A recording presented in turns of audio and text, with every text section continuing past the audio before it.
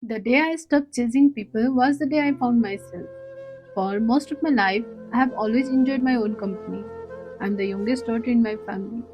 Even as a child, I loved spending time alone. I would rather sit quietly in a corner and cry by myself than cry in front of people. In school and college, I never had many friends. Maybe I couldn't make them. Maybe I didn't know how. Maybe I didn't want to. Or maybe I never felt the need. Hello everyone, welcome back to another episode of Heal, Grow and Evolve series. Before I talk about being alone, let me share you a little story. I was comfortable being alone, eating alone, walking alone, traveling alone, thinking alone, and doing everything on my own. Over time, being alone became a habit, and honestly, I liked it. But then something changed. I started looking around and thinking, why don't I have close friends? Why don't I have people to share everything with? Why does everyone seem to have a group while I'm always by myself? And for the first time in 26 years, I started feeling like I needed to fit in. So I tried. I started making more friends. I started talking to more people. If someone asked me to go somewhere, I would immediately say yes, even when I didn't feel like going. Even when I need rest, I couldn't say no. I wanted people to like me. I wanted people to stay. I wanted to belong. But the more I tried to hold on to people, the more people started leaving, one by one. Some left quietly, some left suddenly. Some were never really there.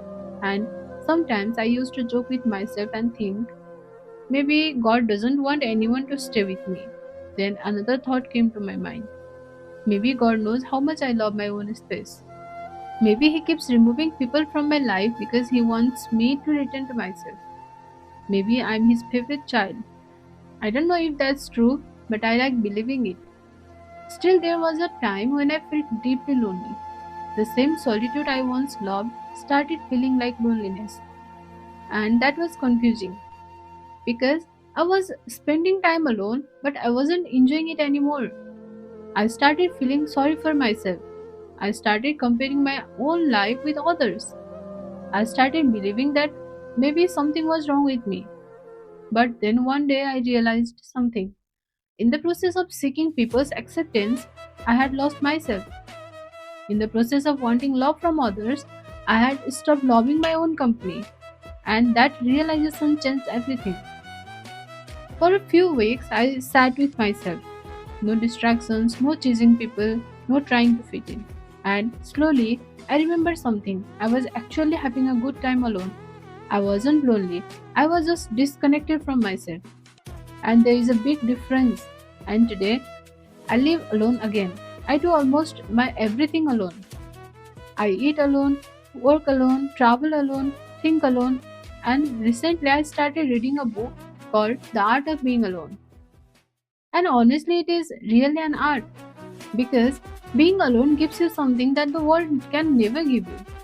It gives you time to reflect, time to understand yourself, time to hear your own thoughts, time to learn who you really are when nobody else is around. And I think that is what self love actually means. Nowadays, self love is often shown as buying expensive perfume, buying cute skincare product, but self love goes much deeper than that. Self love is knowing yourself, understand yourself, knowing what you like, what you don't like, what makes you happy, what makes you comfortable, how you think, why you think the way you do, what kind of life you truly want, and most importantly, accepting yourself completely, the good parts, the messy parts, the confident parts, and the broken parts as well. Because real self love isn't about becoming perfect, it is about becoming honest with yourself. Being alone isn't a punishment, it is a part of life. It's a part of growing up, it's a part of becoming emotionally strong. And sometimes being alone is exactly what helps you become the person you are meant to be. So, if you are alone right now, please don't rush to fill every empty space with noise. Don't rush into friendships just because you feel lonely. Don't rush into relationships because everyone else seems to be in one. Spend some time with yourself. You might discover a version of yourself that you never met before.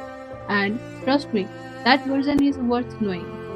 So be kind to yourself, be patient with yourself, take care of yourself. And remember, being alone doesn't mean nobody loves you. Sometimes it simply means life is giving you a chance to love yourself first. Om Namah Shivaya.